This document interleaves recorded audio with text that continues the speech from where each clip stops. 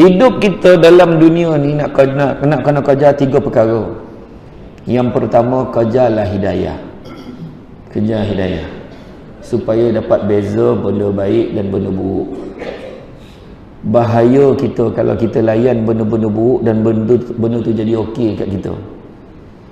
Saya ternampak kat satu pintu sekolah tu, ada satu pintu kelas satu sekolah. Betulkan yang biasa, biasakan yang betul. Bila lah terbiasa buat benda-benda tak baik, benda tu jadi elok kat dia. Kan? Dah biasa beli nombor, tak ada apa. Orang marah, kau ni apa beli nombor je. Ikhtiar. Confident punya jawatan. Dan orang macam ni kan, orang macam ni dia tak rasa bersalah sebab dah biasa buat benda betul. Orang dah biasa tinggal semayang, dia tak ada rasa. Orang semayang dia relax je. Dia tak ada rasa apa. Dia period tak berhenti. Tu jantan tu. Nah, bayangkan tak? Dia tak ada rasa apa. Tu sebabnya hidayah ni penting. Dia terasa Allahu Akbar, lewat dah aku salat. Itu sebab azam kita jadi lebih baik daripada sebelumnya. Bulan puasa ni dianggap sebagai madrasah Ramadan. Sebab apa? Tempat biasanya kita jadi baik. Orang yang tak pernah nampak di masjid, bulan puasa boleh nampak. Subuh jarang-jarang betul nak nampak muka dia, tapi bulan Ramadan regular.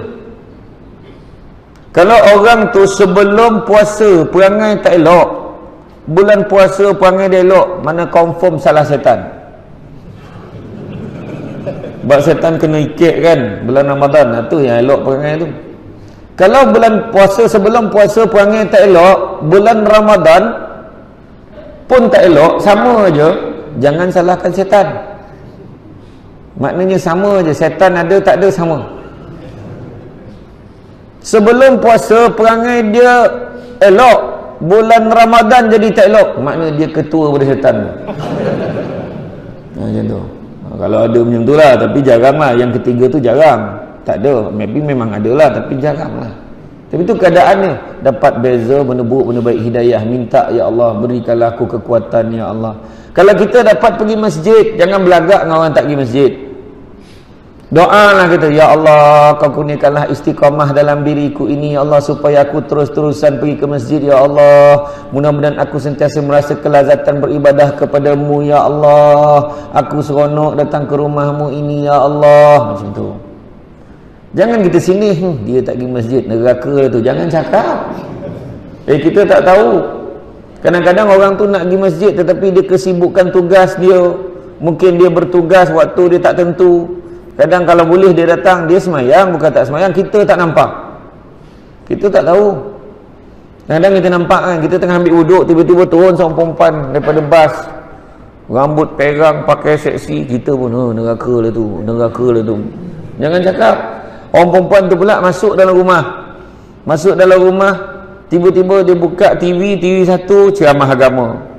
Suruh dia jaga aurat, jaga solat, seksaan api neraka. Dia buka TV 2 tu gak ceritanya, buka TV 3 tu gak ceritanya, buka TV Hari Jerah, macam tu juga ceritanya. Buka Astro, ya Allah, buka apa channel, kenapa? Hari tu menangis dia. Dia pun masuk dalam bilik air, dia pun cuci rambutnya yang perang tadi jadi hitam balik. Dia pun menangis-nangis, ambil wuduk, tengah semayang meninggal. Tak ada siapa nampak dia dah bertaubat. Kemudian siapa kita nak hukum? Besok tu dapat tahu dia meninggal. Budak yang rambut perang malam tadi tu meninggal.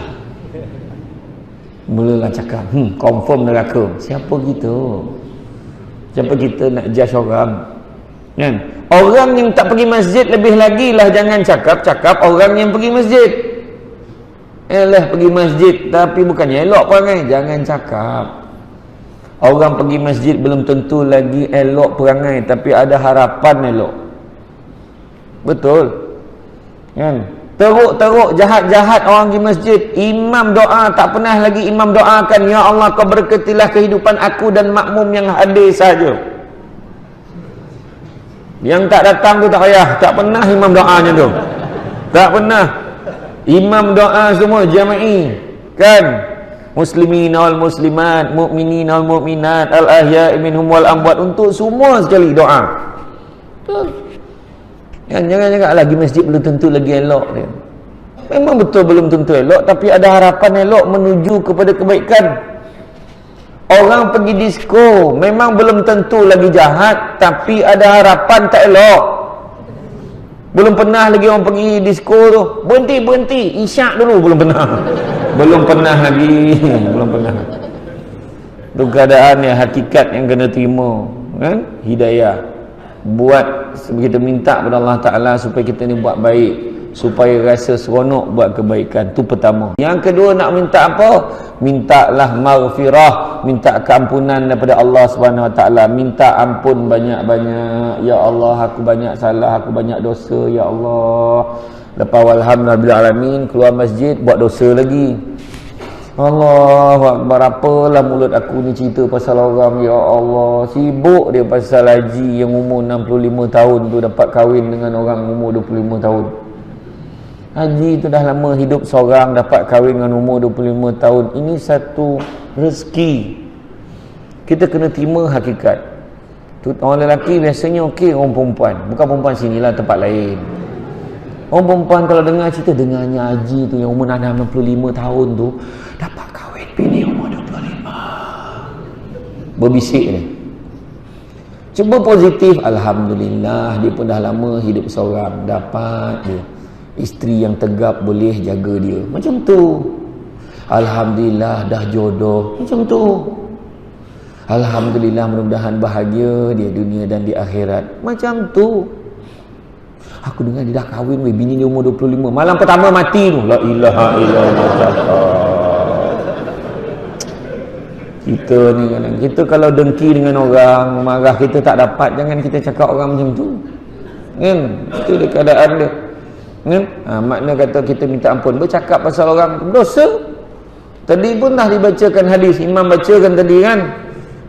Kita nak murah rezeki, kan? Salah satunya adalah memelihara silaturahim. 3 perkara Allah Ta'ala akan tanya besok. Yang pertama, Allah Ta'ala akan tanya tentang nikmat. Nikmat Allah Ta'ala akan tanya. Nikmat apa? Nikmat umur. Umur kau hidup dulu berapa tahun? Umur aku, ya Allah, aku hidup dulu 60 tahun, ya Allah, macam mana kau habiskan 60 tahun tu? Kita kena jawab balik. Berapa banyak kau sia-siakan untuk benda yang sia-sia? Kan? Mengelinjang ni 9 cakap. Melompek sana, melompek sini. Berhibur sana, berhibur sini. Kan? Tanya balik.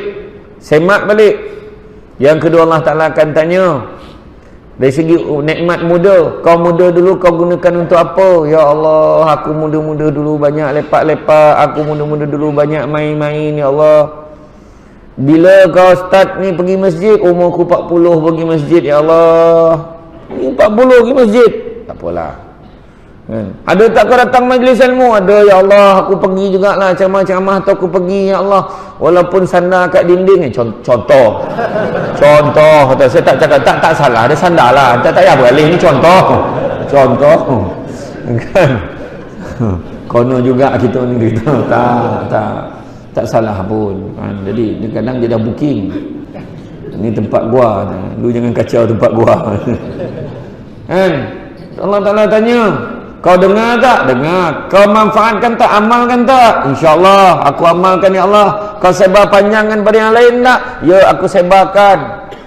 Ilmu yang kita dapat sebar panjangan. Nanti kan balik rumah ni, dah dengar ceramah ni kan, balik rumah, okay, semua anak-anak ayah semua duduk sini. Ayah ada benda nak cakap, yang duduk. Tadi dalam ceramah tadi antara lain, kongsi macam tu lah. Ada juga dipesan tentang isteri. Sebagai seorang perempuan, rupa-rupanya yang senang nak masuk syurga. Ya ke bang? Ya. Jaga 4 perkara aja. Apa dia bang? Si orang perempuan pun ambil pen. Cepatlah bang, apa dia? Yang pertama, jaga solat. Oh alhamdulillah. Bang, kalau saya tak jaga solat, bang pesan kat saya tau. Ya. Yang kedua, jaga puasa. Oh insyaAllah jaga puasa.